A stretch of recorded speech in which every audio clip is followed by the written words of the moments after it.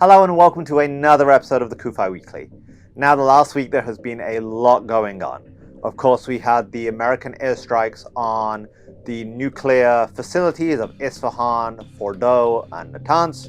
We had the Iranian missile which hit an apartment building in Beersheba, murdering 4 people. We had 7 Israeli soldiers were killed in an IED explosion in Gaza.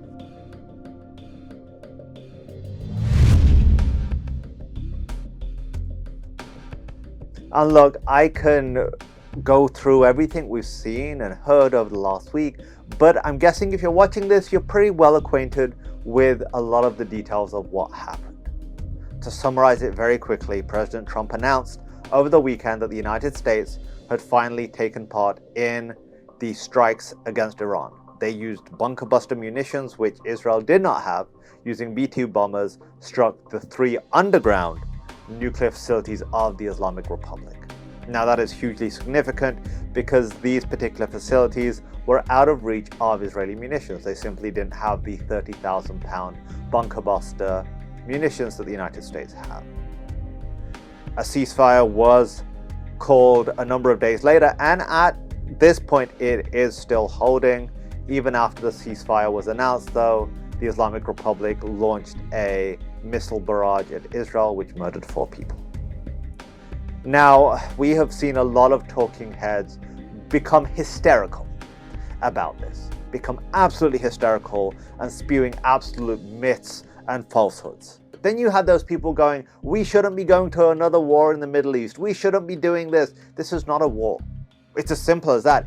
Is Israel at war with the regime? Yes, and it has been at war with the regime since 1979, since that regime declared war on Israel and declared that it was their goal and objective to destroy the Jewish state. Remember, prior to the Islamic regime in Iran and Israel had very close relations. Iran and America had very close relations. So this is not new. But is America at war? I mean, Iran has been calling for death to America since 1979. They still chant it. They've been attacking American targets, but this wasn't war. America is not at war. It launched an operation. Israel has always said, we can defend ourselves and we can fight our own wars by ourselves. This operation by the United States was twofold. One, it was eliminating a threat which was not only a threat to Israel and America, but all of our allies. When a regime which is firing ballistic missiles at Israel, which has committed acts of terrorism in Bulgaria and Buenos Aires, tried in Washington, D.C., in Beirut, created proxies all over the Middle East, has attacked American troops in Iraq, Afghanistan, and Jordan. Do you really want that regime to get nuclear weapons? Do you really want them to be on a path to nuclear weapons? Of course not.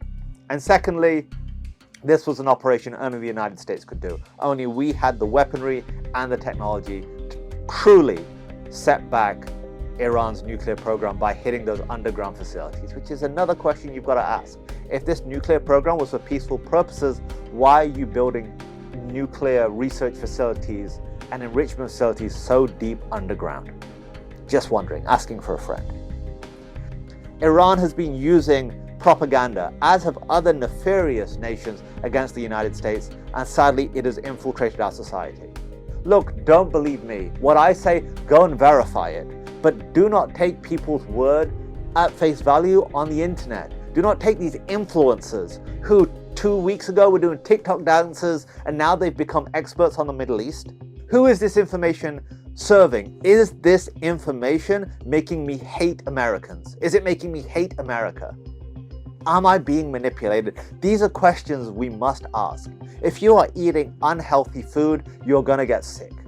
If you're putting unhealthy things into your body, it will impact you negatively. Similarly, if you are allowing unhealthy ideas, lies, propaganda into your mind, it's simply going to poison it.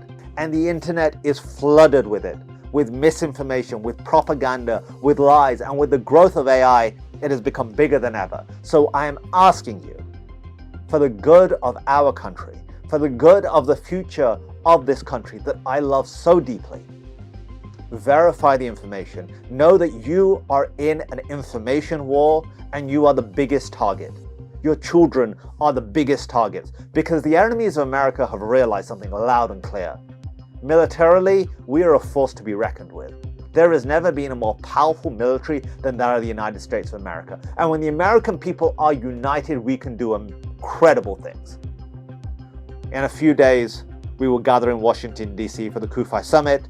If you're going to be there, please do come and say hello. If you're not, be sure to make an effort to be there with us next year because it is pivotal, more now than ever, that we stand with Israel, that we stand with our allies, that we stand with the ideas of freedom and liberty which have been a beacon for not only the United States, but to all those who view us all over the world. Until next week, this is Kasim Hafeez for the CUFI Weekly. For Zion's sake, do not remain silent. Thanks for checking out this episode. Be sure to like and subscribe so you get a notification every time a new episode hits. And if you want to check out some of our previous episodes, and we've got some really good ones, click on one of the thumbnails and that will take you right there. And finally, if you want to know more about CUFI and the work we do, go to cufi.org to check out all the resources we have available free to you.